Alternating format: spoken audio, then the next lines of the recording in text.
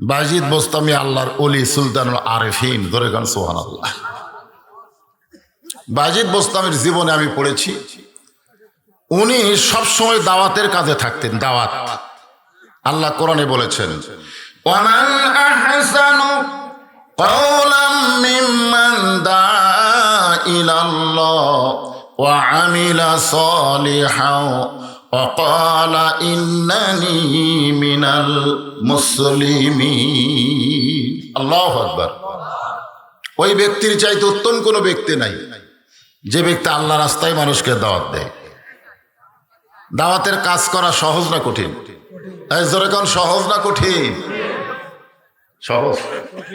বাজিদ বোস্তামি দাওয়াতের কাজ করে আসতেছেন, আসার সময় একটা গাছের নিচে বসে বিশ্রাম করতেছেন।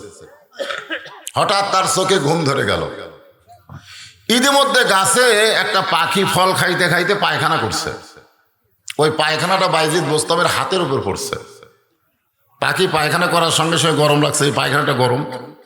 বাজিদ বোস্তাম ঘুম থেকে চেতন পেয়ে শুধু বলেছে, পাখি তুই আমার পায়খানা করে দিবি? বলা মাত্রই পাখি পুড়ে ছারখার। বাজিদ বোস্তামি মনের মধ্যে একটা তৃপ্তি নিল যে আমি পাখি বলতেই পাখি পুড়ে যায়, আল্লাহ আমাকে বিশাল কিছু দান করছে। কয়েক বছর পরে বাজিদ বোস্তামি এক পাহাড়ি এলাকায় কলেমার দাওয়াতের কাজ করতেছিলেন। দাওয়াতের কাজ করতে করতে হঠাৎ আসরের নামাজের সময় হলো। কোন নামাজ? বাজিদ বোস্তামি ওযু করবেন কিন্তু পানি নাই। বাজিদ বোস্তামি যখন পাথর দিয়ে তায়াম্মুম করতে যাবেন, এমন সময় দেখে মাথায় ঘোমটা দিয়ে একটা মহিলা এক কলস পানি নিয়ে খুব জোরে জোরে হাঁটতেছে। মাথায় ঘোমটা দিয়ে। তখনকার জন্য এরকম ফ্যাশন বোরকা ছিল না। এখন যেরকম বোরকা, বোরকা মানে কিন্তু পর্দা না। পর্দা আর বোরকা আলাদা, ঠিক কিনা বলে? আজকে বোরকা পরেও অনেক মেয়েরা বেপর্দা। মায়েরা হয়তো বলবেন, হুজুর বোরকা পরলে আবার বেপর্দা কেমনে হয়? আল্লাহ কোরআনে বলেন, অকরনা ফি বুয়ুতিকুন্না তাবাররাজনা তাবাররুজাল জাহিলিয়াতিল উলা। 3 কাপড়ের বোরকা বানাইছে। কয় কাপড়ের? এমন সাইজ করে বানাইছে, মেয়ের দিকে না তাকালেও বোরকার কারণে 2 বার তাকায়। আসলে বোরকা নয়, মেয়েদেরকে হেজাব করতে হবে। হেজাব মানে তার দেহটাকে এমন ভাবে আবৃত করবে যে পরপুরুষ বুঝবারই পারবে না যে সুন্দরী না অসুন্দরী। পেতনি মনে করে অন্যদিকে তাকাবে। আল্লাহ কোরআনে বলেছেন, কুল্লিল মুমিনিনা ইয়াগুদ্দু মিন আবসারিহিম। জোরে কোন সুবহানাল্লাহ। এই কথার দিকে খেয়াল করবেন, প্রকৃত মুমিন কারা? একটা নারী দেখলে তাদের নজর কি নারীর দিকে না নিচের দিকে? কথা বলা লাগবে। আসলে পর্দার আয়াত কিন্তু আগে নারীর জন্য আল্লাহ দেয়নি, পুরুষের জন্য। এখানে আল্লাহ তাআলা পুরুষকে লক্ষ্য করে বলতেছেন, কুল্লিল মুমিনিনা ইয়াগুদ্দু মিন আবসারিহিম। যারা আমার মুমিন বান্দা হবে তাদের নজর থাকবে নিচের দিকে। জোরে কোন দিকে? এরপরে আল্লাহ বলতেছেন, কুল্লিল মুমিনাতি ইয়াগদুদনা আবসারিহিন্না। যারা নারী হবে তাদের নজরে নিচের দিকে থাকবে। এটা কিন্তু আগে পুরুষের কথা, তারপরে নারীর কথা। এখন একটা মেয়ে দেখলে আমরা ফেল ফেল করে তাকায় থাকি। একটা মেয়ে দেখলেই যদি তাকাই, সে মেয়েটা মনে করবে আমার সাইজ ভালো রে, সবাই তাকায়।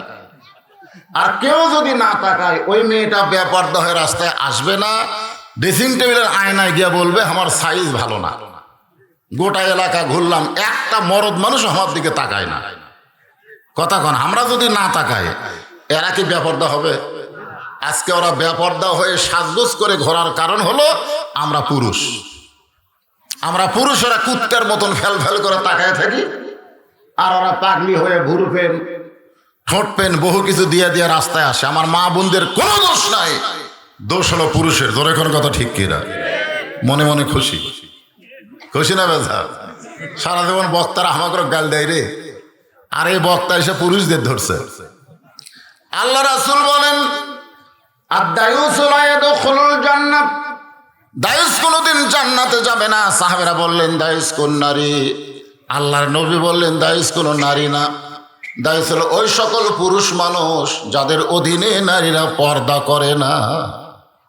হাদিস শরীফে আছে পানি দেখলে আর তাইমুম করা যাবে না। বাজিদ বোস্তামি দেখলেন মেয়েটা খুব জোরে জোরে চলে গেল।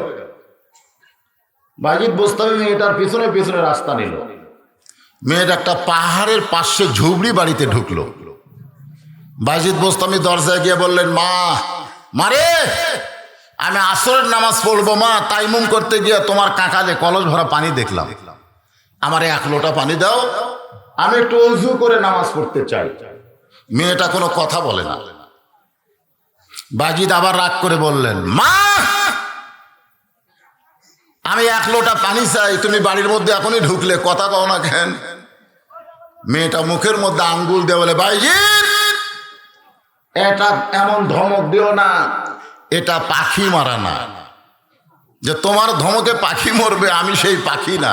যেরকম সুবহানাল্লাহ।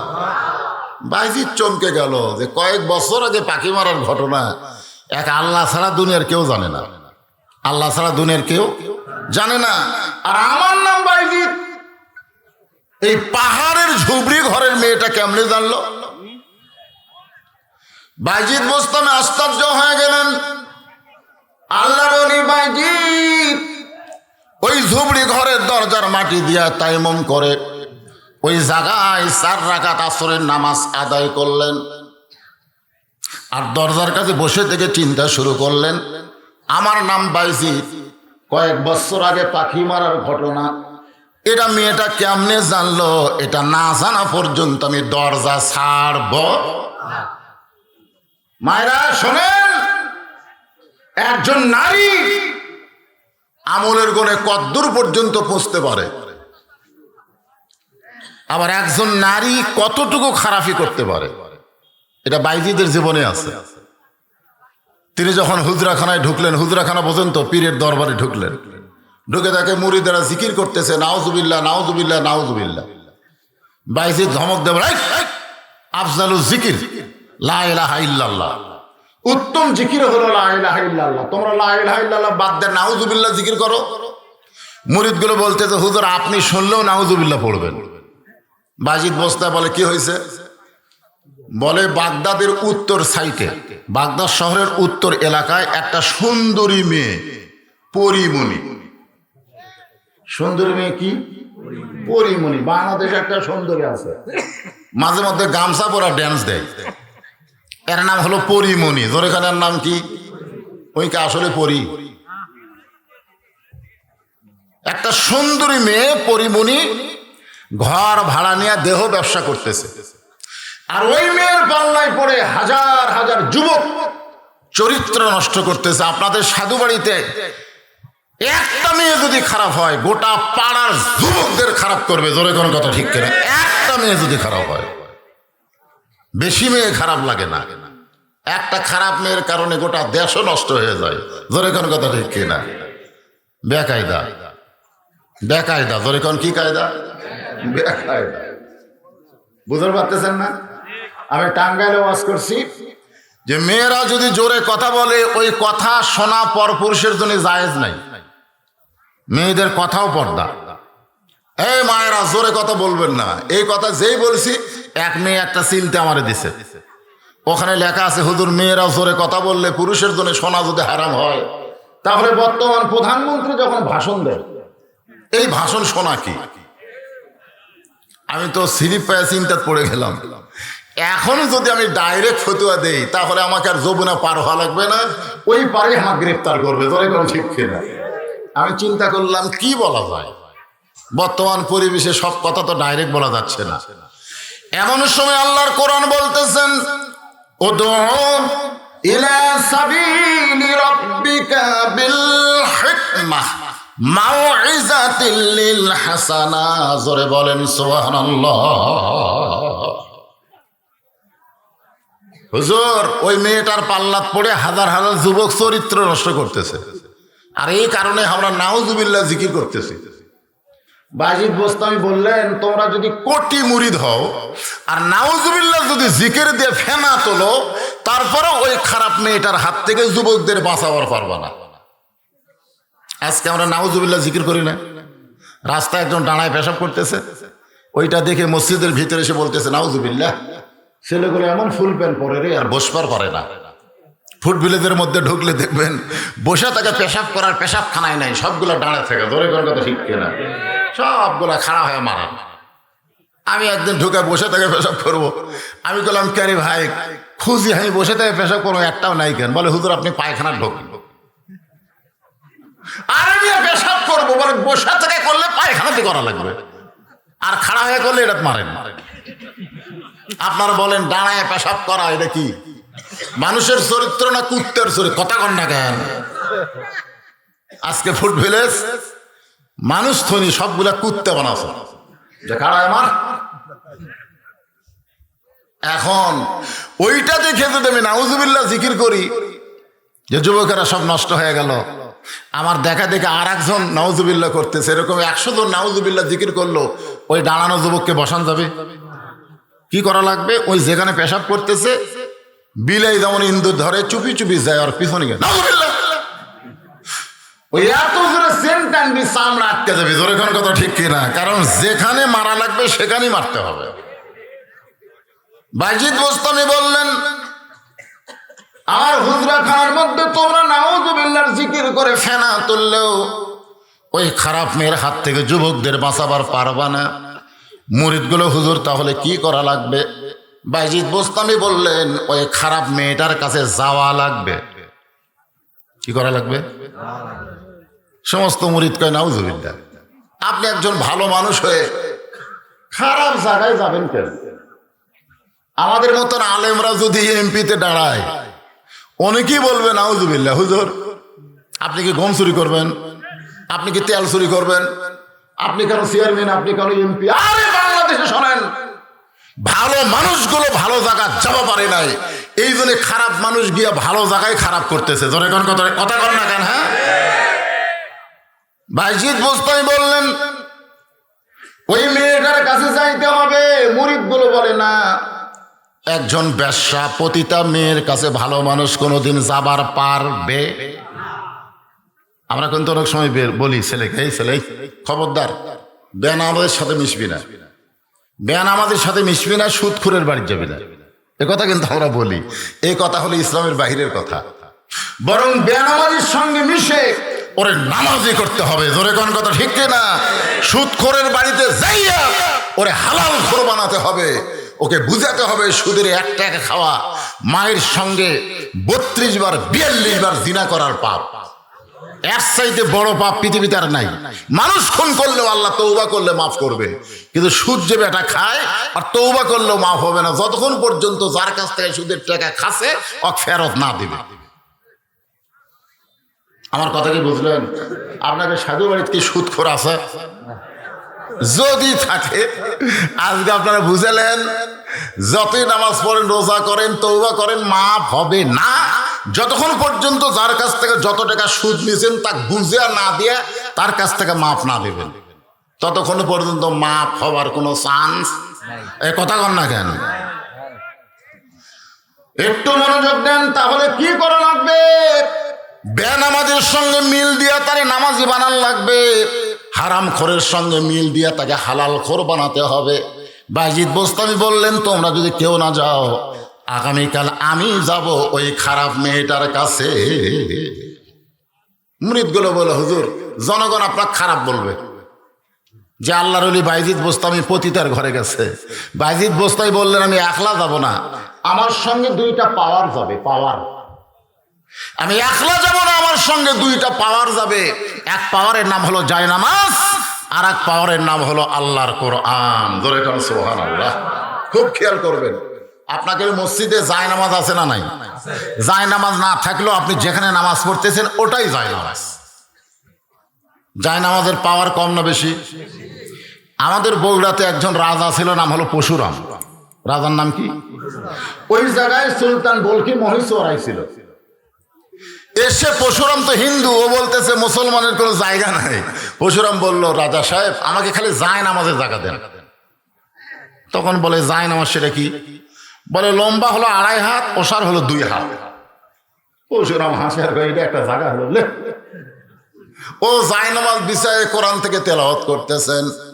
ইয়া আইয়ুহাল্লাযীনা আমানুস্তাঈনু বিস-সাবরি ওয়াস-সালাহ ইন্নাল্লাহা মা'আস-সাবিরিন।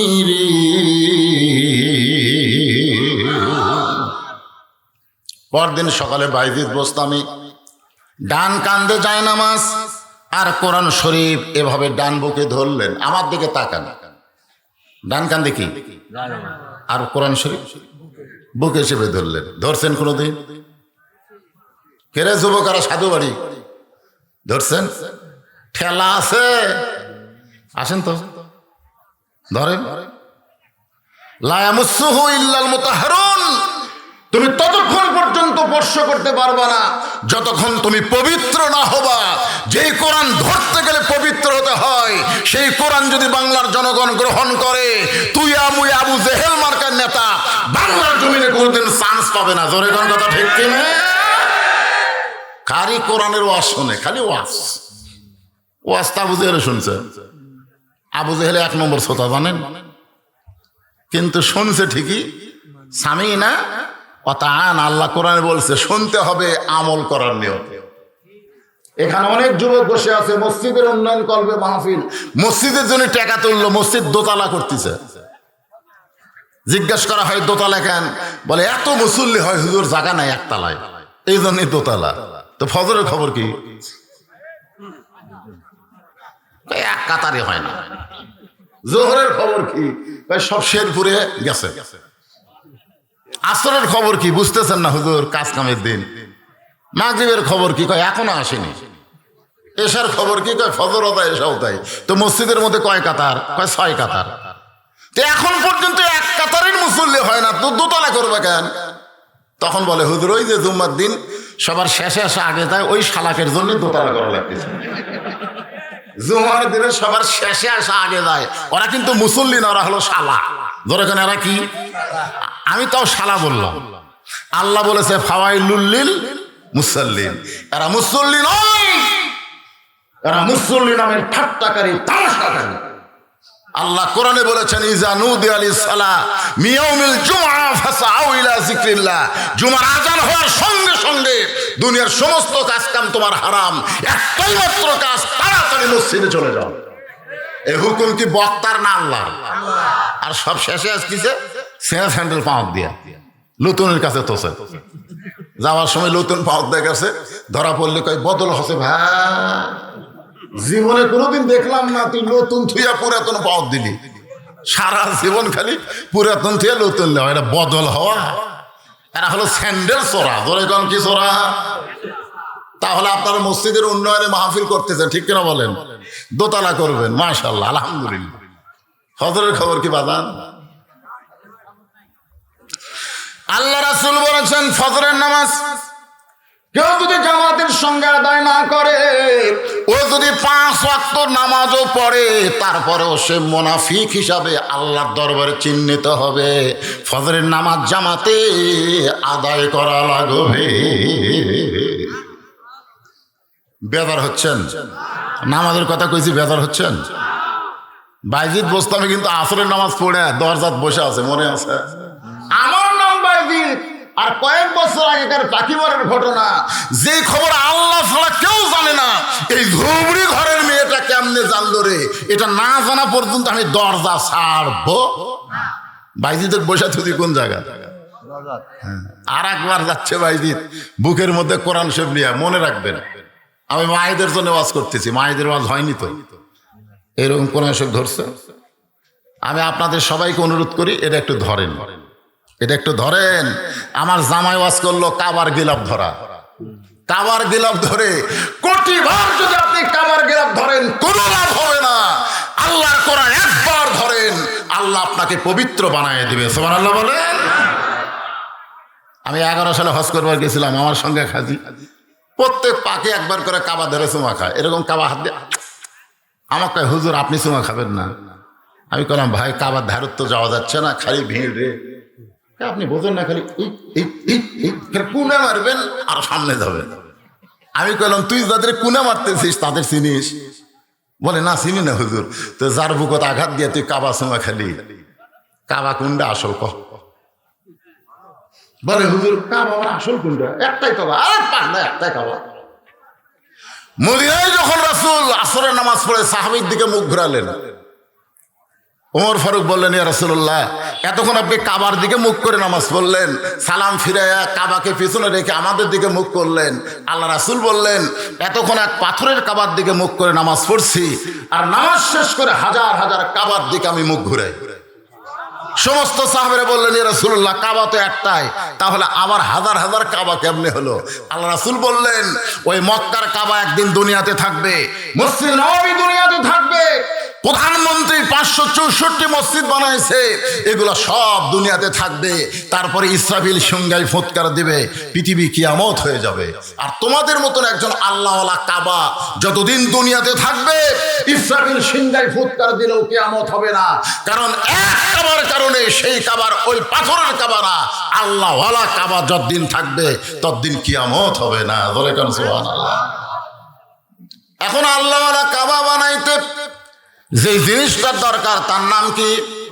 আল্লাহর কোরআন বুকের মধ্যে নিয়া, জায়নামাজ কান্দে নিয়া বাইজিদ বোস্তানি ওই খারাপ মেয়েটার দিকে রওনা দিলেন। রাস্তার মধ্যে সবাই নাউজুবিল্লাহ নাউজুবিল্লাহ বলতেছে। বাইজিদ একজন আল্লাহর ওলি হয়ে খারাপ মেয়ের দিকে যায়। বাইজিদ বোস্তানি কারো কথা না শুনে সরাসরি মেয়েটার ঘরের দরজায় একটা সালাম দিলেন, আসসালামু আলাইকুম ইয়া আহলাল বাইত। এই ঘরের মধ্যে যারা আছো তাদের প্রতি আল্লাহ রহমত করুক। জোরে কোন সুবহানাল্লাহ। বাইজিদ বোস্তামি সালাম দেওয়ার সঙ্গে সঙ্গে মেয়েটা দরজা খুলছে। দরজা খুলে বলতে, হুজুর, আপনি মনে হয় রাস্তা ভুল করছেন। আপনার যে সাইজ, মাথায় টুপি, মুকুট দাড়ি, পরনে জুব্বা, আপনি মনে হয় জায়গা ভুল করছেন।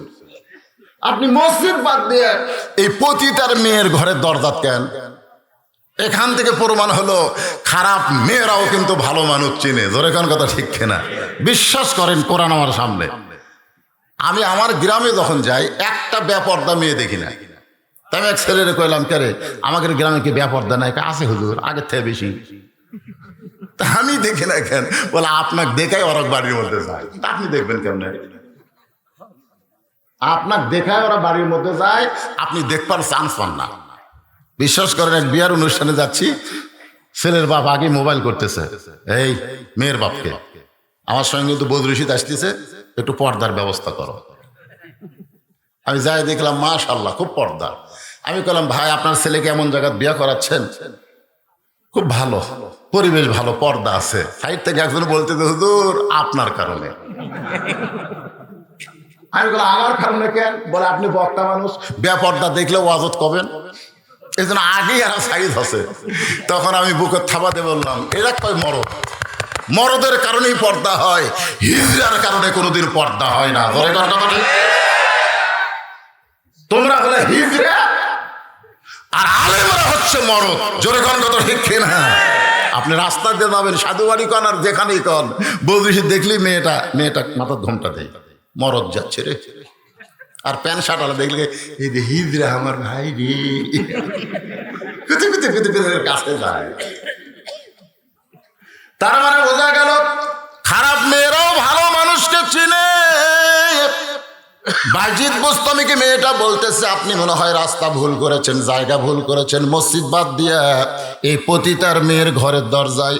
বাইজিদ বোস্তামি বললেন, তোমার রেট কত? যেই কাছে রেট কত, মেয়ে চুম করছে, তাহলে এটিএম শামসুজ্জামান রে, তাহলে হুমায়ুন ফরিদি রে, হুমায়ুন ফরিদি, এটিএম শামসুজ্জামান। সিনেমাত খালি মাথার টুপি, কপালত খালি ব্যাটারি ঘুষে দিয়ে কালো করছে, মুকুট দিছে দাড়ি। যারা সিনেমা দেখছে তারা জানে এরকে কামই হলো হুজুর সাজা। পরে কোন কি সাজা? হুজুর সাজা নায়িকার দিকে চোখ মারে, নায়িকা তো চিৎকার দিয়ে ওঠে, নায়ক এসে বারে লাগতি, টুপি খুলে পড়ে যায়, দাঁড়িয়েওয়ালা এক সাইডে লাভ দিয়ে পড়ে। সবাই কয় হুজুর সাইজ করতেছে, ওই আসলে হুজুর। আপনি কনই হুজুর? বাংলাদেশের ভিলেন চরিত্র হুজুর দেয়, রাজাকার বানায়, জঙ্গি বানায়, জিএমবি বানায়। আর যারা নায়কের রোল, তারা কোনোদিন মাথার টুপি দেয় না, দাড়ি থয় না। এই বাংলাদেশ হলো ইসলামের শত্রু। এরা ভালো মানুষকে খারাপ মানুষ বানায়, আর খারাপ মানুষকে এরা ভালো মানুষ বানায়। জোরে কোন কথা ঠিক কিনা? একজন দাড়িওয়ালা টুপিওয়ালা কে শাকিব খান দাড়ি তেল তেলা রাত্রি মারতেছে, তখন সবাই হাততালি দিচ্ছে, এইবার ঠিক হচ্ছে। ওই কে আসলে হুজুর, ওই হুজুর সাজিছে। মেয়েটা চিন্তা করতেছে এর মাথায় টুপি, মুখে দাড়ি, পরনে জুব্বা, ই যখন ঘন্টার রেট জানবার সেই তো আসলে হুজুর না। সঙ্গে সঙ্গে মেয়েটা বলতেছে 10 দিরহাম। বাইজিদ বোস্তামি বলতেছে 24 ঘন্টার বুকিং নিলাম। কয় ঘন্টা? ওই সাইটে একটা যুবক দাঁড়ায় ছিল, ও আবার তদন্ত করতেছে বাইজিদ কি করে, যে 24 ঘন্টার বুকিং লিছে, ওই যুবক মারছে দৌড়। অন্য যুবকেরা কয় দৌড়াস করে, হুজুরে করে পাওয়ার আছে রে, আমরা 1 ঘন্টাই পারি না, আর হুজুর 24 ঘন্টা বুকিং লিছে। বিশ্বাস করেন যারা হুজুর তারা ওই ছোট্টবেলা থেকে পেশাব করে পানি নেয়। আপনি বিশ্বাস করেন? পেশাব করে পানি নেয়। ও কোনোদিন টাইট ফুল প্যান্ট পরে না, ওই ঢিলা ঢালা পায়জামা পরে। জোরে কোন কথা ঠিক কিনা? ওর যন্ত্রের উপর কোনো চাপ নাই। হাসতেছেন? কোনো চাপ নাই, সবসময় পবিত্র। আর এই যে স্কিন প্যানারা সকালবেলা গেছে, সন্ধ্যার সময় বাড়ি যাচ্ছে, বাপ ভাই খেরে বেটা এইটা পরে তুই পেশাব করছিস কেমনে? খাড়া হয়ে। আপনারা জানেন খাড়া হয় পেশাব নিংড়ে, পেশাব থাকা অবস্থায় কমপ্লিট মনে করে সেন্ট টানছে, টপ টপ করে পেশাব দিয়ে আর নিচের আন্ডার প্যান্ট ভিজে গেছে। 3 বার পেশাব করছে, 3 বারই এক কাচ্চা করে পেশাব টপ টপ করে পড়িছে। এখন আপনারা বলেন পেশাব শুকায় ওই জায়গা কি হয়েছে? ওই জায়গা জার্ম পয়দা হয়েছে, জীবাণু পয়দা হয়েছে। ওই জীবাণু বসে থাকবে, ওই যন্ত্রের স্যাদ দিয়ে ভিতরে ঢুকবে, আস্তে আস্তে ভিতর রগগুলা, গোড়ার রগগুলা কাটিয়ে দিবি, বাইলে মাছের মতন পড়ে থাকবি। সে পি না। শোনো যুবকের, একটু মনোযোগ দাও, শোনো। যৌবন শক্তির কথা আল্লাহ কোরআনের মধ্যে বলেছেন। এই কারণে আল্লাহ বলেছেন অনুনাজ্জিলু মিনাল কুরআনি মা হুয়া শিফাউ ওয়া রাহমাতুল লিল মুমিনিন। মুমিনদের যাবতীয় রোগের ঔষধ হিসাবে আল্লাহ এই কোরআনকে নাজিল করেছে। আপনারা বলেন তো কোরআনের মধ্যে সব কিছু আছে না নাই? আছে না নাই? যুবক একটু মনোযোগ দাও, শোনো। তোমাদের যৌবন কেমন ভাবে ধরে রাখছো আল্লাহ ভালো জানে। তবে পরিবেশ যা দেখতেছি এতে বিশ্বাস হয় যুবকদের যৌবন শক্তি তেমন নাই। বাইজিদ বোস্তামি কয় ঘন্টার? 24 ঘন্টার বুকিং লিছে। ও দৌড়ে গিয়ে বলতেছে হুজুরে করে পাওয়ার আছে। 24 ঘন্টার জন্য বাইজিদ বোস্তামি প্রতিটা মেয়ের ঘরের মধ্যে ঢুকে সর্বপ্রথম যেটা বিছাইছে তার নাম হলো জায়নামাজ। জোরে বলেন নাম কি? জায়নামাজ বিছায়া 4 রাকাত সালাতুল হাজত নামাজের নিয়ত করলেন। এই 4 রাকাত নামাজের মধ্যেই বারবার বলতেছেন ইয়াকা নাবুদু। সকলে বলেন ইয়াকা নাবুদু ওয়া ইয়াকা নাস্তাঈন ইহদিনাস সিরাতাল মুস্তাকিম সিরাতাল্লাযীনা আন'আমতা আলাইহিম গায়রিল মাগদুবি আলাইহিম ওয়ালাদ-দাল্লিন। আপনারা বলেন তো সূরা ফাতিহা সবচাইতে বড় দোয়া। ধরে কেন সবচাইতে বড় কি? আমি সৌদি আরব মদিনায় দেখছি ওরা কিন্তু নামাজের সালাম ফিরানোর পরে মোনাজাত করে না, কিন্তু যখন ইমাম সাহেব কোরআন তেলাওয়াত করে ওই নামাজের মধ্যে ওরা পাগলের মতন কান্দে। যখন ইমাম সাহেব জাহান্নামের আয়াত কয় তখন সবাই পাগলের মধ্যে কান্না শুরু করে দেয়। ওরা নামাজের পরে মোনাজাত করে না, কারণ নামাজটাই হলো সব চাইতে বড় মোনাজাত। জোরে বলেন ঠিক কিনা? বাইজিদ বোস্তামি নামাজের ভিতরেই বলতেছে আল্লাহ জনগণ আমাকে খারাপ বলতেছে, একটা পতিতার ঘরে ঢুকছি। পতিতার ঘরে কেন ঢুকলাম? একমাত্র তুমি আল্লাহ ছাড়া দুনিয়ার কোনো মানুষ জানে না। আল্লাহ গো, এই একটা মাত্র মেয়ের কারণে হাজার হাজার যুবক নষ্ট হয়ে যাচ্ছে। আল্লাহ আমি ইচ্ছা করলে যুবকদের কাছে যাইতে পারতাম, যুবক রে ওই খারাপ মেয়ের কাছে যাস না, একটাকে বলতে আরো 2টা ঢুকে যাইতো। হাজার হাজার যুবকের কাছে না গিয়া আমি হেড অফিসে আইছি। হেড অফিস ধরে কোন কি অফিস? তার মানে কি বোঝা গেল? যুবকরা হলো শাখা অফিস আর নারীরা হলো হেড অফিস। এ কথা কর আমার সাথে, যুবকরা কি শাখা শাখা শাখা আর নারীরা হলো হেড। আজকে আমাদের বাংলাদেশের হেড অফিসে কে আছে? কথা কয় না কেন? কথা কর না কেন? মা তারাক্তু বাদি আলা উম্মতি ফিতনাতুন আদাররা রাসূলু মিনান রাওয়াহুল বুখারী কিতাবুল ফিতান। বুখারী শরীফের হাদিস কিতাবুল ফিতানে আল্লাহ রাসূল বলেছেন, আমার পরে আমার উম্মতের জন্য সবচাইতে বড় বিপদ হলো মরদ মানুষের জন্য নারী নেত্রী হওয়া। এটা আমার বাপের কথা না, এটা রাসূলের কথা। খালাকাতে রাজুলু হিনা আতাতিন নিসা। পুরুষ জাতি তখনই ধ্বংস হবে যখন বাড়ির বউকে প্রধানমন্ত্রীর আসন দিবে। বউ যদি প্রধানমন্ত্রী হয়, আমার শ্বশুর খাবার পাবি কিন্তু আমার বাপ পাবি না। কথা বল না কেন?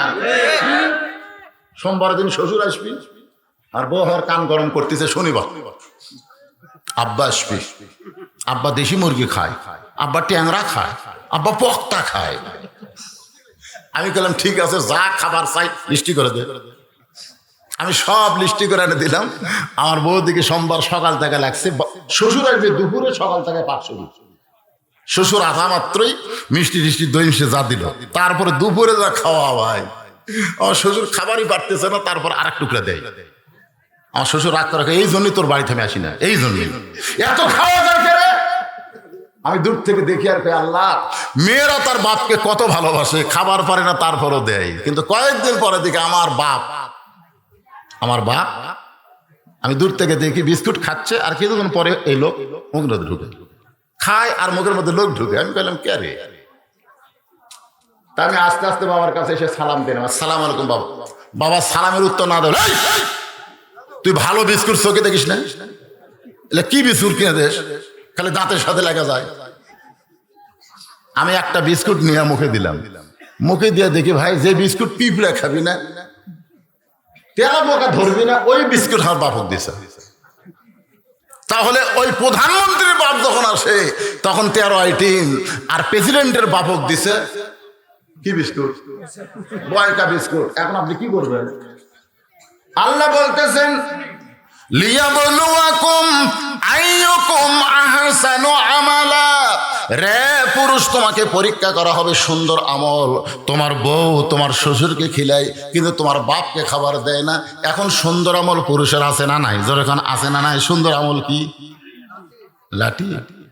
লাঠি মারে কেসত পড়বেন। আমার ওয়াজের মধ্যে কিন্তু আছে, পীর সাহেবের কাছে এসে সব বলতে, তো হুজুর আমি জান্নাতে যাবার চাই, জান্নাতে যাবার গেলে কাউরে কামড় দিস না। সব বলতে তো ঠিক আছে, আজ থেকে আর কামড়াবো না। ওই জান্নাতে যাওয়ার জন্য কামড় বাদ দিয়ে গমের জমির মধ্যে শুয়ে আছে। গম বোঝেন তো? ওই সারাদিন রোদে গম কাটছে, কিন্তু বেশি রোদ হওয়ার পরে গম আর নিয়ে যায়নি। ওই সন্ধ্যার পরে হচ্ছে গম আটি বানবে, গম কাটা থুছে আটি বানবে, কিন্তু জমিতে আসার মনে হয়েছে দড়ি আনে না। কিরে দড়ি আনিনি, এখন আটি বানবো কি দিয়ে? তখন অন্ধকার হাতাতে হাতাতে সাপের উপর পড়ছে। তো সাপ যে কামড়াবে না, ওই ওয়াদা করছে। ওই এখন দড়ি মনে করে, সাপেরও তো কামড় দিত, ওই টানতিছে, কারণ আটি বান্ধা লাগবে তো। গমের আটি বান্ধে মশরা দেওয়ার ঘাড় ভেঙে দিছে। সাপ খালি কান্দের, হুজুর জান্নাতে যাওয়ার জন্য আজকে আমার কি অবস্থা। বাড়িতে গমের আটি খুলে যখন ফেলা দিয়েছে দড়ি মনে করে, ওই কানতে কানতে পীর সাহেবের কাছে বলছে, হুজুর দেখেন একদিনই খালি কামড়াইনি, এই দেখেন আমার অবস্থা। হুজুর গায়ে কেড়ে পাগলা, তো কামড়াবার নিষেধ করছি, তাই বলে তো ফোঁস করা নিষেধ করছি? তোকে যখন দড়ি মনে করে হাত দিল, ঠিক আছে ফোঁস, ওই 80 মাইল বেগে দৌড়াতে। জোরে কোনো কথা ঠিক না? আজকে বউকে মারার কথা আমি বলতেছিলাম, মারার কথা কোনো মৌলানা বলবেন, একটু ফোঁস করা লাগবে। জোরে কোনো কথা ঠিক না? একটু ফোঁস করার দরকার আছে না নাই? ভাই জিদ বস্তু আমি বলতেছি, আল্লাহ হাজার হাজার যুবকের কাছে না গিয়া আমি হেড অফিসের মধ্যে আইছি। এই মেয়েটা যদি ভালো হইয়া যায়, আর কোনো যুবক খারাপ থাকবে? আজকে আমাদের মা বোনেরা যদি ভালো হয়ে যায়, তাহলে একটা যুবকও খারাপ থাকবে না। আজকে যুবকেরা যে মিস কল মারতেছে, যুবকেরা রাস্তায় রাস্তায় ঘুরতেছে, অবশ্যই 2-1টা খারাপ মেয়ে আছে না নাই? এই মায়েদের বলবো, আপনারা অত্যন্ত দামি মা, অত্যন্ত দাম আপনাদের বেশি। একটু মনোযোগ দিয়ে শোনেন। বাইজিদ বোস্তামি, মাগরিবের নামাজ হয়ে গেল, ওই দরজা কোন আমলের কারণে পাখি মারার ঘটনা? আমার নাম বাইজিদ। এই ঝুবড়ি ঘরের মেয়ে কয় না শোনা পর্যন্ত আমি যাব। মাগরিবি নামাজ হয়ে গেল, তারপরেও বাইজিদ বোস্তামি জানার সুযোগ পাইল না। এশার নামাজ হয়ে গেল, বাইজিদ বোস্তামি ওই দরজায় এশার নামাজ আদায় করলেন। এশার নামাজ পড়ার পরে একজন মাতাল, ধরে কোন একজন কি, একজন মাতাল মাতলামি করতে করতে ওই ঝুবড়ি বাড়ির মধ্যে ঢুকলো। বাইজিদ বোস্তামি আশ্চর্য হয়ে গেল, যে মেয়েটা আমার নাম বাইজিদ কয়েক বছর আগেকার পাখি মারার ঘটনা বলে, সেই মেয়েটার ঘরের মধ্যে একটা মাতাল ব্যক্তি ঢোকে। এই ব্যক্তিটাকে কান ফালায় বাইজিদ বোস্তামি শুনতে পায়, সমানে মেয়েটাকে মারতেছে। মেয়েটা কোনো শব্দ করতেছে না, সমানে মারতেছে, কিন্তু মারের সাউন্ড শোনা যায় কিন্তু কান্নার সাউন্ড শোনা যায় না। কারণ মেয়েটা তার স্বামীকে এত ভক্তি করে, যদি জোরে জোরে কান্দে তাহলে আশেপাশের লোক জানতে পারবে। এইগুলি কান্নাকে হজম করে পিটন খাচ্ছে। মারতে মারতে মাতাল এক সময় মাতলামি করতে করতে ঘুমায়া যায়। ঘুম থেকে যখন চেতন পাইছে, তখন ওই স্বামী বউটাকে বলতেছে, কে রে তোর নাক কাটে গেছে কেন, তোর কান কাটে গেছে কেন? বউ বলতে, তুমি মাতাল হইয়া প্রতিদিন আমাকে মারো, আজকেও তো মারছো। স্বামী চিৎকার করে বলে, মাতাল হয়ে আমি তোকে এত মারি, তারপরে তুই আমার এই ঝুবড়ি বাড়িতে থাকিস কেন? বলে, আপনি আমার স্বামী, আল্লাহ রাসূল বলেছেন আল্লাহর পরে কাউকে যদি সেজদা দেওয়ার হুকুম থাকতো তাহলে প্রত্যেকটা বউকে বলতাম তার স্বামীর পায়ে সেজদা কর। নবীর হাদিসকে মানতে গিয়া আল্লাহর পরেই হলেন আপনি। এই জন্য এত নির্যাতনের পরেও আমি আপনাকে ছেড়ে যাইতে পারি না। মাতাল স্বামী বলে, কেরে পাগলি, আমি আসার সময় দেখলাম দরজায় বসে কে যেন একটা জিকির করতেছে। যদি আমি মাতাল, কিন্তু আসার সময় দেখলাম দরজার পাশে কে যেন একটা বসে জিকির করতেছে। বউ বলতেছে তার নাম হলো বাইজিদ। জোরে বলেন সুবহানাল্লাহ। আসরের নামাজের সময় আইছে, এশার নামাজ পর্যন্ত দরজায় পড়েছে। স্বামী চিল্লায় বলে, কোন বাইজিদ, এটা কোন বাইজিদ? বউ বলতেছে, গোটা পৃথিবীর মধ্যে যিনি সুলতানুল আরিফিন, গোটা পৃথিবীর মধ্যে যিনি সবচাইতে বড় ওলি তিনি। স্বামী কই, কে রে? তোর বাড়ির দরজাত আল্লাহর ওলি বাইজিদ বসে আছে কেন? বলে, এক লোটা পানি দিবে। এই পানি দেইনি দেখে রাগ করে বসে আছে। স্বামী কই, দে পানি। এক কলসি পানি যা ছিল সব লেগে গেছে। হুজুর এই যে পানি লিয়াচ্ছি। বাইজিদ বসনায় বলতেছেন, আমি বুঝবার পারছি তোর বইয়ের আমল, আমি বুঝতে পারছি তোর বইয়ের আমল। তোর বউ তোকে এত ভক্তি করে, এখন সত্যি করে বলতো তুই কি কইছিস? মাতাল তো তখন আর মাতাল নাই, তখন বলতেছে, হুজুর আমি যে বউটা এত পিটন খাওয়ার পরেও আমার বাড়ি ছাড়ে না, আমি তাকে দোয়া, আল্লাহর কাছে দোয়া করছি, আল্লাহ আমার বউকে তুমি তোমার আল্লাহর ওলি বান্দির দরজা দিয়ে দাও। জোরে কোন সুবহানাল্লাহ। আমি মাতাল, তারপরে আমার বাড়ি ছাড়ে না, এই কারণে আমি স্বামী হয়ে দোয়া করেছি। আমার দোয়া আল্লাহ কবুল করছে কিনা জানি না। আমার মায়েদের বলতেছে, মা স্বামী যতই খারাপ হোক না কেন, তারপরও স্বামীর বাধ্য থাকতে হবে। স্বামীর বাধ্য যদি আপনি থাকেন তাহলে আল্লাহর ওলি বাইজিদ পর্যন্ত আল্লাহ আপনাকে পৌঁছায় দিবে। জোরে কোন সুবহানাল্লাহ। আজকে অধিকাংশ নারীরা স্বামীর বাধ্য না। জোরে কোন কথা ঠিক কিনা? কথা কন না কেন আপনারা? অধিকাংশ মেয়েরা স্বামীর বাধ্য নয়। আর 2 নম্বর হলো, মা আপনাকে পর্দার মধ্যে থাকতে হবে। গভীর রাত্রে খাদিজাতুল কুবরা বলেন, ইয়া রাসূলুল্লাহ, যে কোনো সময় আমার মৃত্যু হবে, আমি মরে যাওয়ার পর আমার কি হবে আপনি একটু আমাকে বলে দেন। আল্লাহ রাসূল বলে, খাদিজা তুমি যখন শুনতে চাও তাহলে শোনো। এই দুনিয়াতে 10 জন পুরুষকে আল্লাহ জান্নাতের সার্টিফিকেট দিয়েছে, 10 জন নারীকেও আল্লাহ জান্নাতের সার্টিফিকেট দিয়েছে। আমি রাসূল বলতেছি, পুরুষের মধ্যে 1 নম্বর আবু বকর, আর নারীদের মধ্যে 1 নম্বর হলো খাদিজাতুল কুবরা। মা খাদিজা মুসকি মুসকি হাসতেছে। আল্লাহ রাসূল কাফেরকে বললেন, খাদিজা নারীদের মধ্যে আপনি 1 নম্বর, 2 নম্বর কে হলে ভালো হয়? খাদিজা বলতেছে, হুজুর আমার মেয়ে ফাতেমাকে আল্লাহ যেন 2 নম্বর জান্নাতি ঘোষণা করে। আল্লাহ রাসূল বললেন, ফাতেমা তো জান্নাতি না, আল্লাহ কেমনে ঘোষণা করবে? খাদিজা বলে, হুজুর কোন কি, ফাতেমা জান্নাতি না। রাসূল বললেন, ফাতেমা জান্নাতি কেন হবে? ফাতেমা হচ্ছে জান্নাতি নারীদের নেত্রী। যে বয়সে নেত্রী। খাদিজা বলে, কোন আমলের কারণে ফাতেমা জান্নাতি নারীদের নেত্রী হলো? সে আমলটা আমিও করবার চাই। রাসূল বললেন, হবে না, হবে না। কারণ দুই দিক দিয়ে ফাতেমা তোমার চাইতে উপরে আছে। তুমি খাদিজা বলো তো কত বছর বয়সে ইসলাম গ্রহণ করছো? খাদিজা বলতেছে 55 বছর বয়সে। তাহলে 55 বছর বয়স পর্যন্ত তুমি কি ছিলে? বলে আমি কাফের ছিলাম। আর ফাতেমা কখন ইসলাম গ্রহণ করছে? খাদিজা বলতেছে ফাতেমা জন্মসূত্রে জান্নাতি। সুবহানাল্লাহ। আল্লাহর নবী বলে খাদিজা দুনিয়ার কত পুরুষ মানুষ আপনার চেহারা দেখছে, দুনিয়ার কত পুরুষ মানুষ বলতে পারে আপনার নাক কেমন, চোখ কেমন, কান কেমন। খাদিজা বলতেছে হুজুর 40 বছরে যখন আপনাকে স্বামী বলে স্বীকার করি তখন মক্কার সবচাইতে ধনী ছিলাম। আমি অনেকগুলো ব্যবসা বাণিজ্য করতাম। এই ব্যবসা বাণিজ্য করতে গিয়ে হাজার হাজার পুরুষের সঙ্গে আমার লেনদেন হয়েছে। ওই পুরুষগুলো আমার চেহারা দেখছে, আমার মুখের সাইজ, দাঁতের সাইজ তারা বলতে পারে। রাসূল বলে খাদিজা ফাতেমার চেহারা দুনিয়ার কত পুরুষ মানুষ দেখেছে, ফাতেমার নাকের সাইজ কেমন, ফাতেমার মুখের সাইজ কেমন, মুখের সাইজ কেমন। খাদিজা কান্দের বলে রাসূলুল্লাহ আমি মা হইয়া বলতেছি ফাতেমা হলো জন্ম নিয়েছে পর্দার ভিতরে। সুবহানাল্লাহ। রাসূল বলে ফাতেমা খালি পর্দার মধ্যে জন্ম নেয় নাই, ফাতেমা পর্দার মধ্যে বড় হবে। আবার আমার কলিজার টুকরা ফাতেমা পর্দার মধ্যে দুনিয়া থেকে বিদায় নিবে। আসলেই তাই গভীর রাত্রে ফাতেমা দুনিয়া থেকে চলে গেল। আমি মায়েদের জন্য বলতেছি মা, হযরত আলী দাফন করার পরে আল্লাহকে বলতেছে আল্লাহ এই পর্দা নিশি ফাতেমাকে তুমি কবুল করো। এই দোয়াটা করার পরে তাকায় দেখে সামনে কয়েকটা পুরাতন কবর দেখা যায়। এই মাত্র ফাতেমার কবর দিতে, সেই কবর আর নাই। গোটা জান্নাতুল বাকি আলী দৌড়ায় আর বলে ফাতেমার কবর কোথায়? আল্লাহ বলে আলী রে ফাতেমা পর্দা নিশি আমি আল্লাহ জোহরা ডিগ্রি দিয়া তার কবরটাকেও পর্দা করে দিয়েছি। বায়জিদ বোস্তামি নামাজ পড়তেছে, কোন জায়গা পড়ে আছে? হ্যাঁ, পতিতার ঘরে নামাজ পড়ে দোয়া করতেছে কার কাছে? নিজের জন্য না মেয়েটার জন্য? না, 4 রাকাত নামাজ আদায় করেছে, তারপরে মেয়েটা খালি শাস্তেইছে। বাইজি দেখতেছে না নামাজ দিয়ে কাম হবি না। বর্তমানে বাংলাদেশে নামাজ দিয়ে কাম হচ্ছে। জোরে বলে নামাজ দিয়ে কাম হচ্ছে। আজকে আমরা যারা নামাজি, নামাজ পড়ে দোয়া করতেছি, বহু দোয়া করেছি, কিন্তু কাজ হচ্ছে না। বাইজিদ বোস্তামি দেখলেন নামাজ দিয়ে যখন কাম হবে না তখন আল্লাহর কোরআন আর একটা পাওয়ার আছে না নাই? সঙ্গে সঙ্গে বাইজিদ বোস্তামি কোরআন থেকে তেলাওয়াত করলেন। এ ভাই মনোযোগ দিয়ে শুনবেন।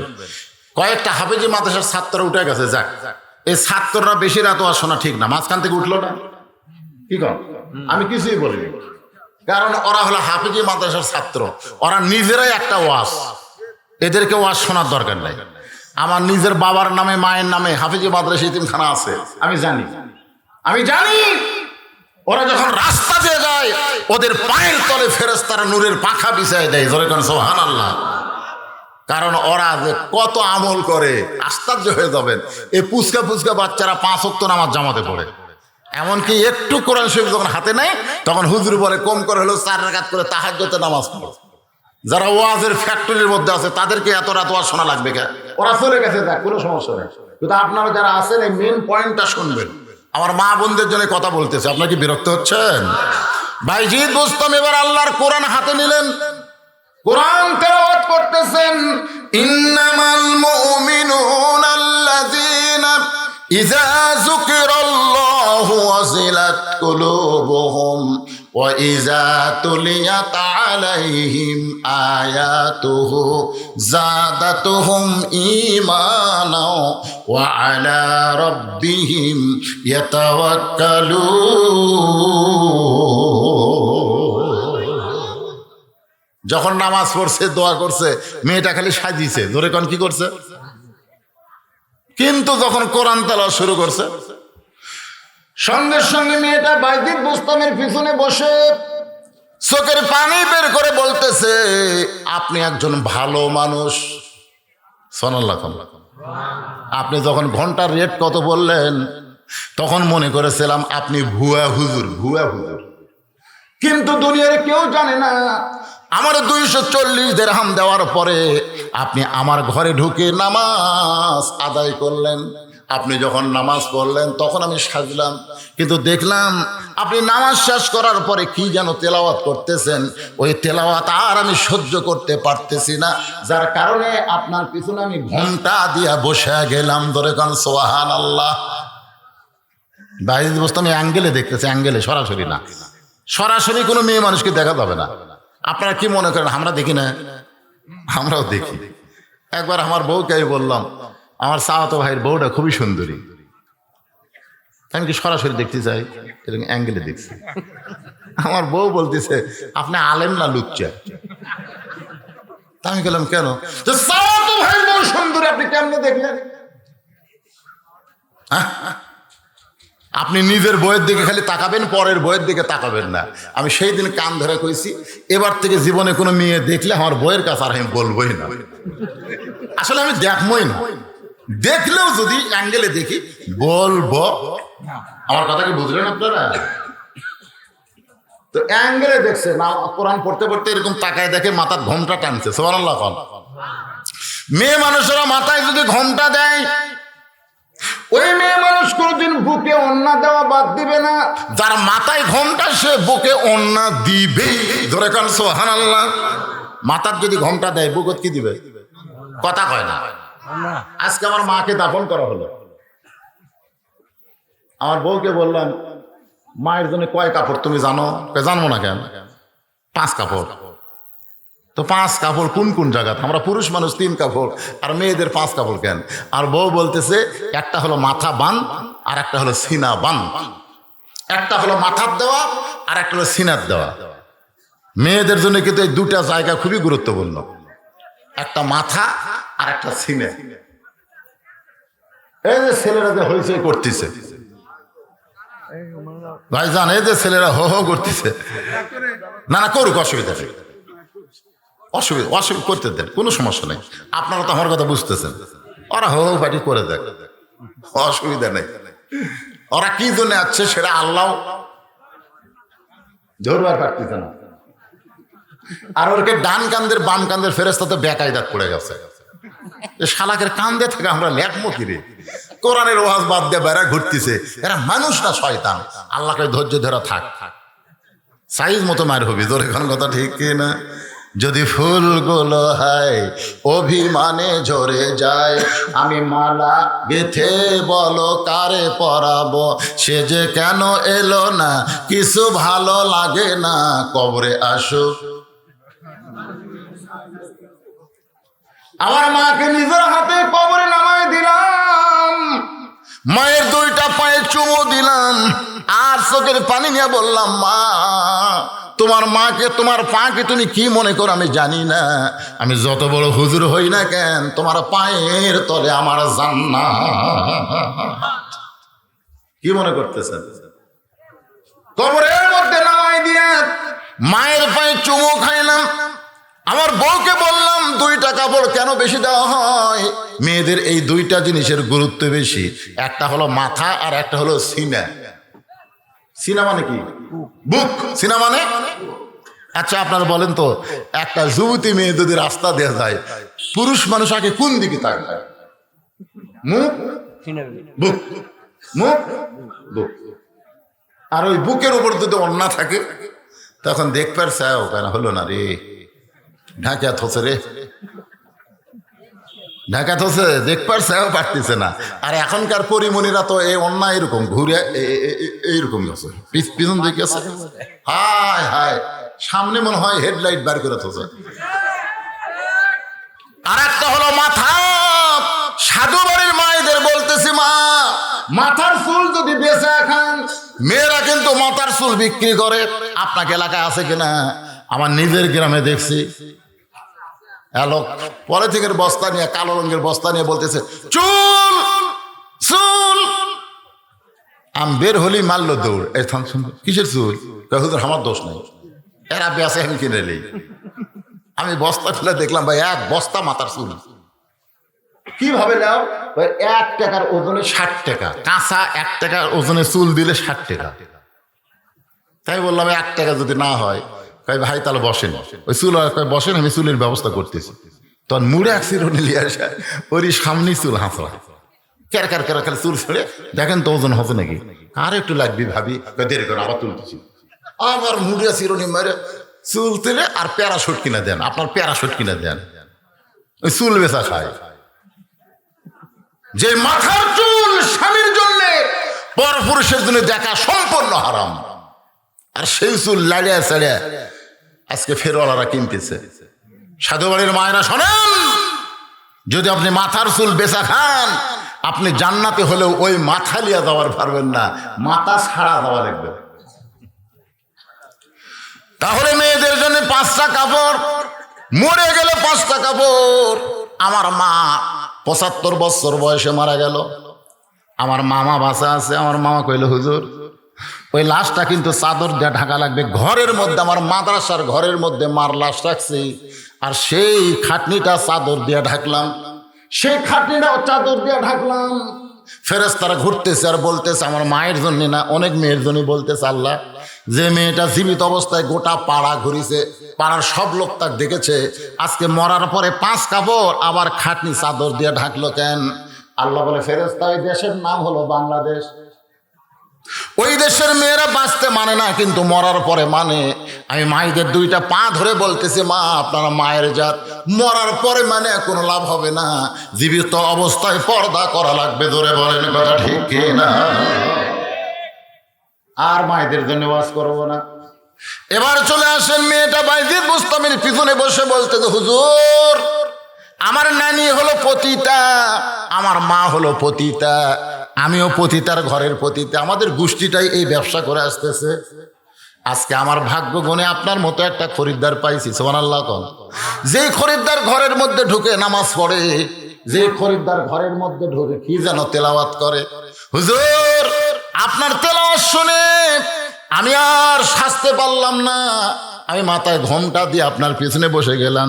আপনি এখন বলেন তো, আল্লাহ কি আমাকে মাফ করবে? বাইজিদ বোস্তামি একটা কথা বললেন, মা মারে, আল্লাহ পাপকে ঘৃণা করে কিন্তু পাপীকে ঘৃণা করে না। আজকে এই কথাটা আপনারা শুনে নেবেন, আল্লাহ পাপকে ঘৃণা করে কিন্তু পাপীকে। আজকে আমার জামাই ওয়াজ করলো কাপড় চোরা পর্যন্ত, হ্যাঁ খালি কাপড় চুরি করেনি, কাপড় চুরি করতে ধর্ষণও করছে, ঠিক কিনা বলেন? দাহিয়াতুল কালবির মতো নিজের মেয়েকে কবর দেওয়া মানুষকেও আল্লাহ মাফ করেছে। এখান থেকে প্রমাণ হলো আল্লাহ পাপকে ঘৃণা করে কিন্তু পাপীকে ঘৃণা করে। আমরা যারা মাগরিবের নামাজ পড়ি নাই, আমরা বিশাল পাপী হয়ে গেছি। আপনি জানেন, লা সালাতা লা ঈমান, যার নামাজ নাই তার ঈমান নাই। এটা সব নামাজ ব্যাপার বলেছে। আবার রাসূল বলেছেন, মান তারাকা সালাতু মুতাম্মিদান ফাকাদ কাফারা, ইচ্ছা করে 1 ওয়াক্ত নামাজ যারা বাদ দিল তারা আল্লাহর সঙ্গে কুফরি করলো। আমরা বিশাল পাপ করেছি। এই মুহূর্তে আমরা নিয়ত করব, ফজর থেকে বাকি জীবনে 1টা ওয়াক্ত নামাজ বাদ দিব না। এই নিয়ত কি করা যায়? কারা কারা নিয়ত করলেন আল্লাহকে একটু হাত দেখান তো দেখি। ফজর থেকে বাকি জীবনে 1টা ওয়াক্ত নামাজ বাদ দিব না। আল্লাহুম্মা আমিন। আপনার এটাই হচ্ছে মসজিদের উন্নয়ন। টাকা তুলে টাইস কিনা মসজিদ পাকা করে 564টা মসজিদ এদের নেতা হয়ে গেল। প্রধানমন্ত্রী 564টা মসজিদ করছে। 564 না, 5 লাখ করেও লাভ নেই।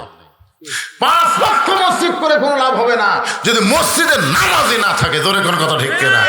মসজিদে দেখার জন্য রাস্তায় যাও, রে এটা কি রে, একজন ওকে মডেল মসজিদ রে, এরকম 4-5টা মসজিদ আমি ঢুকে দেখছি ভাই, মুসল্লি নেই। আপনারা মনে করছেন প্রধানমন্ত্রী 564 মসজিদ বানা জান্নাত যাবি? জান্নাত কি মামার বাড়ি? আল্লাহ কবি, এই তোকে মসজিদ বানানোর দায়িত্ব কে দিছে? আল্লাযীনা ইম্মাক্কানাহুম ফিল আরদ, মুসলমানের মধ্যে কাউকে যখন ক্ষমতার চেয়ারে বসানো হয় তার 1 নম্বর দায়িত্ব 564 মসজিদ নয়, 1 নম্বর দায়িত্ব পদ্মা সেতু নির্মাণ নয়, 1 নম্বর দায়িত্ব ওভারব্রিজ বানানো নয়, 1 নম্বর দায়িত্ব ক্যানেল বানানো নয়, 1 নম্বর দায়িত্ব হচ্ছে আকামুস সালাত, নামাজ কায়েম করো। নামাজ কায়েম করার কোনো ধান্দা নাই, মসজিদ বানায় কি? নামাজ কায়েম করা লাগবে, এটা আল্লাহর হুকুম। 1 নম্বর দায়িত্ব কি? কায়েম করা। খালি সরকার আজ ঘোষণা দেখ যে নামাজে মসজিদ যখন আজান হবে, এই আজান শোনার পরে যারা রাস্তাঘাটে বাহিরে ঘুরবে, ওরা যদি 10 বছর পার হয়ে যায় তাহলে ওদেরকে একটা রিমান্ডের ঘরে নিয়ে পাছার কাপড় খুলে 10টা করে বাড়ি মারো। পুলিশ কোন আলেম ধরার দরকার কোনো বক্তার ওয়াজ বন্ধ করার দরকার নাই, বরং সবচাইতে বড় জালেম হলো আযান শোনার পরে যারা নামাজ পড়ে না। জোরে বলেন কথা ঠিক কি? সবচাইতে বড় জালেম কে? আযান শুনে যারা নামাজ পড়ে। ধরে 5 হাত বেড়াও 10টা করে, জোরে কোন কয়টা করে? কয়দিন বেড়ার লাগবে? খালি কইছে মুখে মাস্ক পরো, খালি কইছে। তাও কি সরাসরি কইছে? মোবাইল হ্যালো কইতি, আপনি যখন ঘরের বাইরে যাবেন মাস্ক পরবেন। একটা মেয়ে মানুষের মুখ আমরা দেখবার পারি না, মেয়ে মানুষের ভয় ভাই।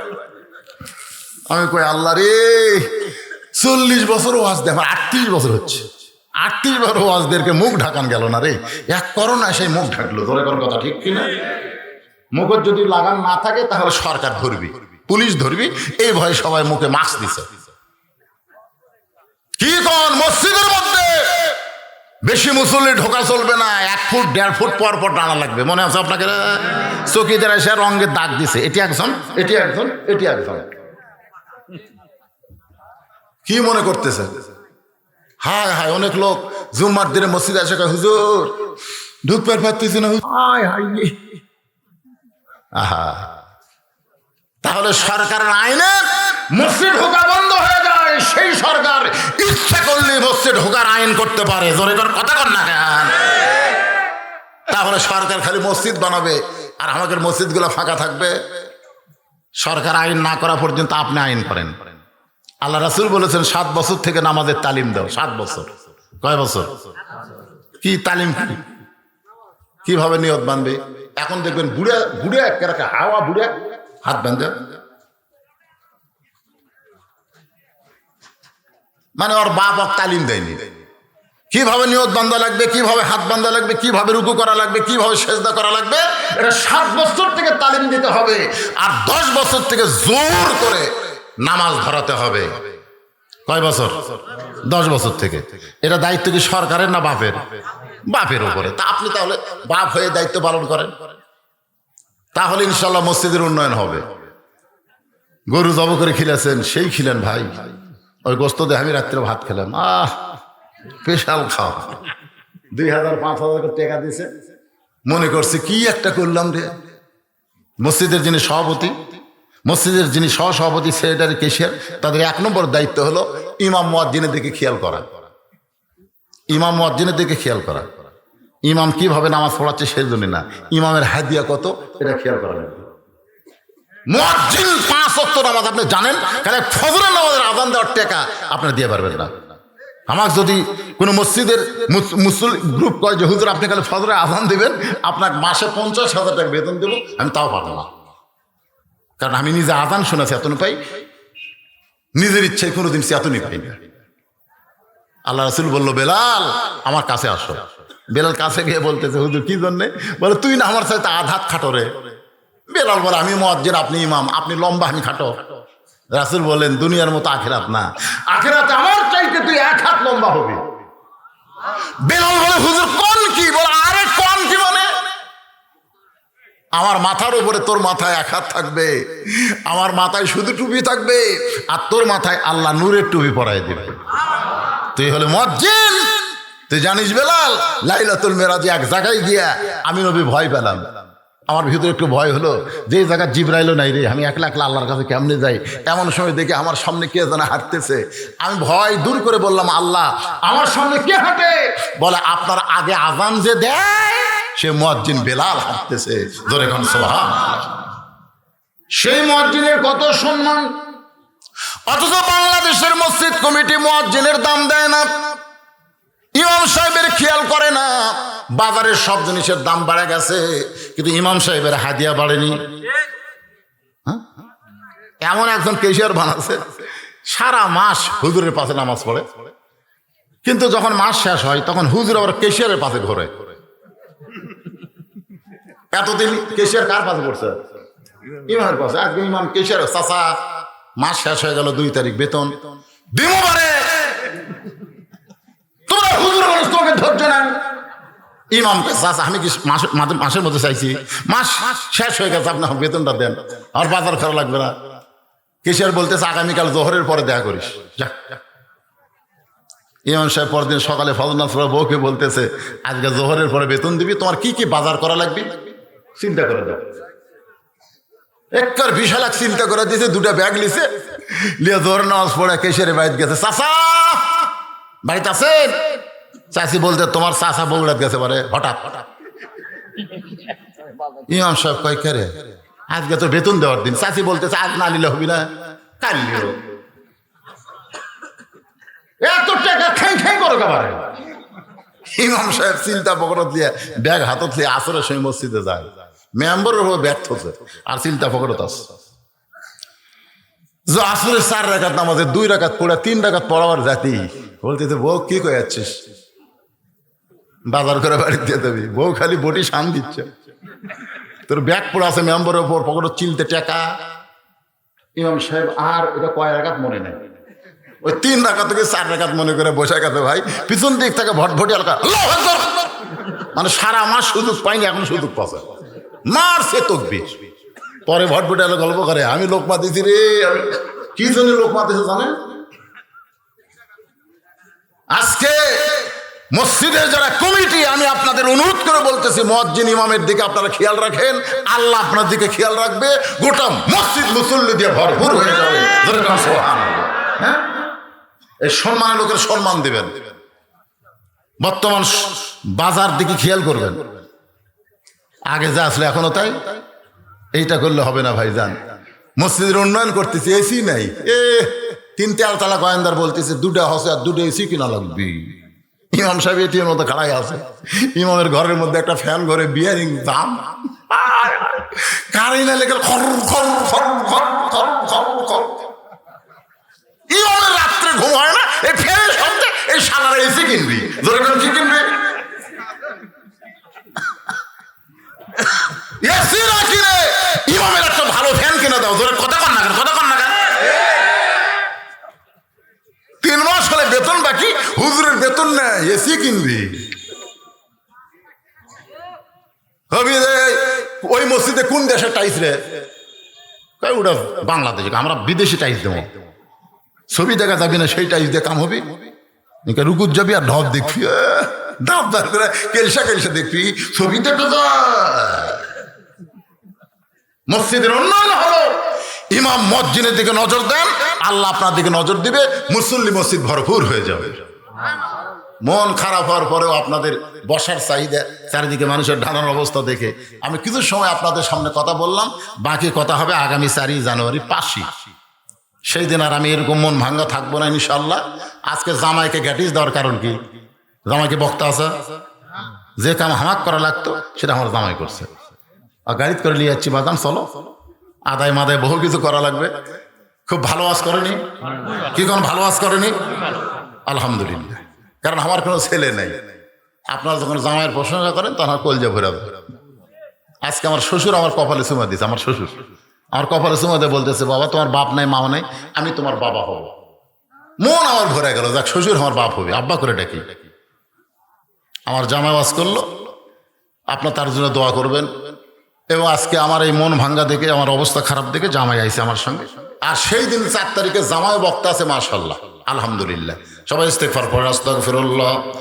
এই ভাই মোনাজাত করে দেবেন, আস্তাগফিরুল্লাহ রাব্বি মিন কুল্লি জামবি ওয়া তুবু ইলাইহি লা হাওলা ওয়ালা কুওয়াতা। যারা উঠে যাচ্ছেন মোনাজাত না করে, আপনি মনে করতেছেন বাড়িতে আগে যাবেন। আমি কিন্তু যেদিন অ্যাক্সিডেন্ট হলাম সেদিন কিন্তু টাঙ্গাইল ওয়াজ করে মনে করছিলাম যে ফাঁকা আছে, ড্রাইভারকে বললাম চ তাড়াতাড়ি বাড়ি যাও। তবে ফাঁকা বেশি ভাই, ওভারটেক মারছে, অ্যাক্সিডেন্ট হয়ে গেছে, বাড়ি যাওয়া গেল। তো যারা এই যে লাভ দিয়ে উঠে যাবার চাচ্ছেন মোনাজাত ছাড়াই, হয়তো বাড়ির যাওয়ার আগে হাসপাতাল যাওয়া লাগতে পারে। কথা কন ঠিক কিনা বলেন? এই জন্য শর্টফট করা হয় না, দম খলিবা। মোনাজাত হচ্ছে ইবাদতের মাথা। আমরা এত রাত ধরে ওয়াজ শুনলাম, এখন একটা মোনাজাত করবো, আর সেই মোনাজাতে আপনার লাভ দটেন কেন? ইস্তেগফার পড়েন, আস্তাগফিরুল্লাহ রাব্বি মিন কুল্লি জামবি ওয়া তুবু ইলাইহি। হেকমতুল্লাহ সাহেব মারা গেছে, ওনার ছেলে জুয়েল আকন্দ তার বাবা মার জন্য দোয়া চাইছে। এই জায়গাটা দিছে, এই জায়গা আমাদের ব্যবস্থা করে দিছে। ও মাশাআল্লাহ, আজকের মাহফিলের জন্য হেকমতুল্লাহ আকন্দ মারা গেছে, 2 দিনের জন্য জায়গাটা দিয়ে দিছে। জায়গা এখন পাওয়া কঠিন, আলহামদুলিল্লাহ। তার জন্য দোয়া করা হবে, সবার জন্য দোয়া করা হবে। আল্লাহুম্মা আমিন। আল্লাহুম্মা আনতাস সালাম ওয়া মিনকাস সালাম তাবারাকতা ইয়া যাল জালালি ওয়াল ইকরাম। মাবুদ,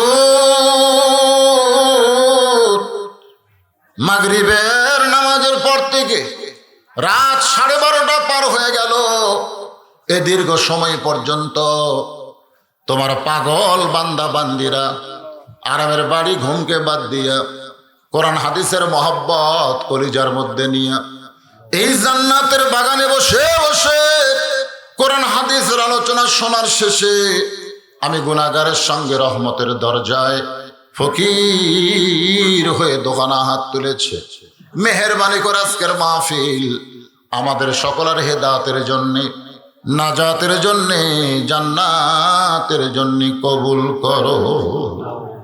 এই মাহফিলের শুরু থেকে শেষ পর্যন্ত যত আলোচনা হয়েছে আল্লাহ, এর মধ্যে যদি ত্রুটি হয়, ভুল হয়, তুমি মাফ করে দিও। এর যা হাদিয়া মঞ্জুর করো। সোনার মদিনায় নবী পাকের রওজা মুবারকে কবুল করো। তামাম আম্বিয়ায়ে কেরাম, আসহাবে কেরাম, তাবিঈনে কেরাম, তাবা তাবিঈনে কেরাম, তাম পৃথিবীর মাটির নিচে যত মুমিন মুমিনা শুয়ে আছে আল্লাহ সকলে আরওয়াহ পরে হাদিয়া কবুল করো। মাবুদ, আমরা যারা হাত তুলেছি আমাদের মধ্যে জনম দুঃখনী মা যাদের কবরে চলে গেছে, বহুদিন বউকে বলেছিলাম ওয়াজ করে বাড়ি আসবো, তুমি চেতন থেকো।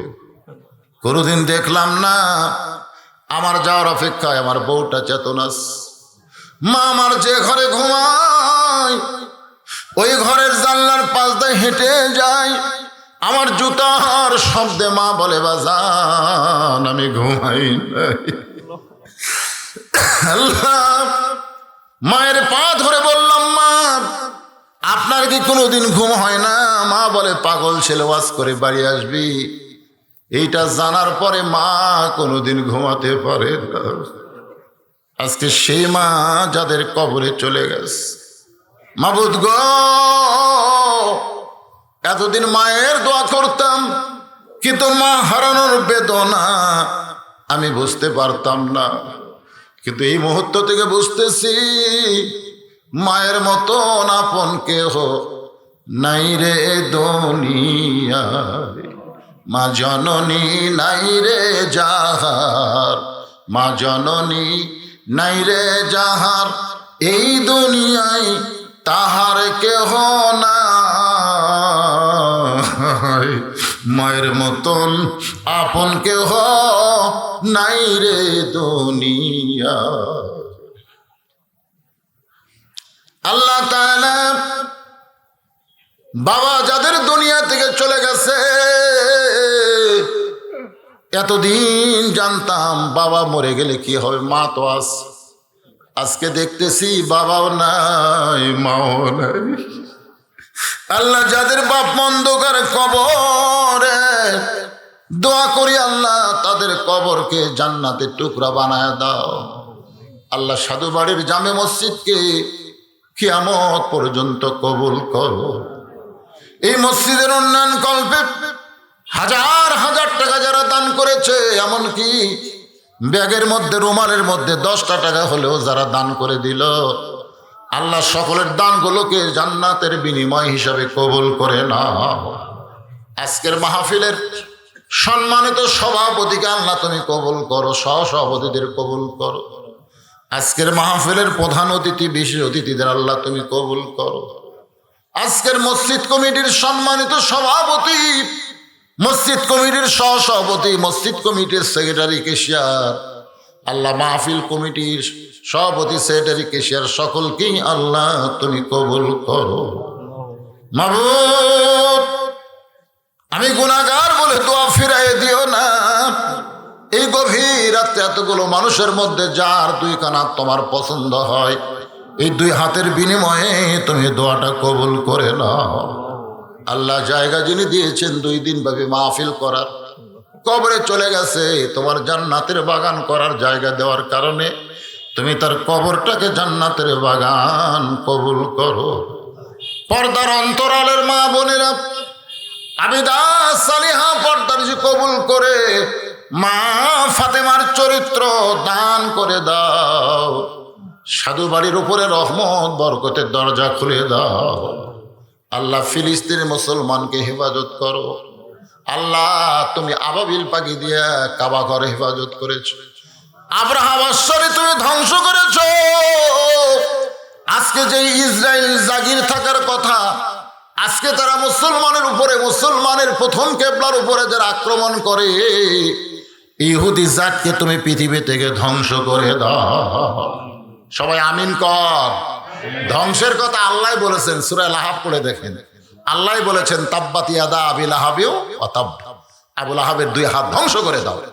আল্লাহ ধ্বংস চাইছেন। আমরাও বাইতুল মুকাদ্দাসকে যারা নাফাক করতে চায়, দখল করতে চায়, ইহুদিদেরকে পৃথিবীর মানচিত্র থেকে আল্লাহ তুমি ধ্বংস করে দাও। আল্লাহ আল্লাহ আজকে প্রায় 25,000 নিরীহ ফিলিস্তিনদেরকে হত্যা করছে, তার মধ্যে 15 থেকে 16,000 শিশু বাচ্চাদেরকে তারা হত্যা করছে। শিশু মাসুম বাচ্চাদের যারা হত্যা করে আল্লাহ, তাদের মধ্যে কোনো মানবতা নাই। আল্লাহ সেই ইসরায়েলকে যারা সহযোগিতা করতেছে তাদেরকে তুমি সহযোগিতা বন্ধ করে দাও। আল্লাহ আল্লাহ আজকের মাহফিল কবুল করো। আমার মা জননীর কবরকে জান্নাতের টুকরা বানাও। পরিশেষে তোমার দরবারে আরজ করি, কত মানুষের জানাজার নামাজ আমি পড়েছি, এই দুই হাত দিয়ে কত কবরে মাটি দিয়েছি। একদিন আমরা সবাই মরে যাব। যেদিন আমাদের মৃত্যু হবে, দিনটা যেন জুমার দিন হয়, মাসটা যেন রমজান মাস হয়। ইমানের সাথে ইজ্জতের সাথে মুসলমান হইয়া এই দুনিয়া থেকে বিদায় নেওয়ার কালে আমাদের জবানে তুমি জারি করে দিও লা ইলাহা ইল্লাল্লাহু মুহাম্মাদুর রাসূলুল্লাহ সাল্লাল্লাহু আলাইহি ওয়াসাল্লাম। আসসালামু আলাইকুম ওয়া রাহমাতুল্লাহি ওয়া বারাকাতুহু।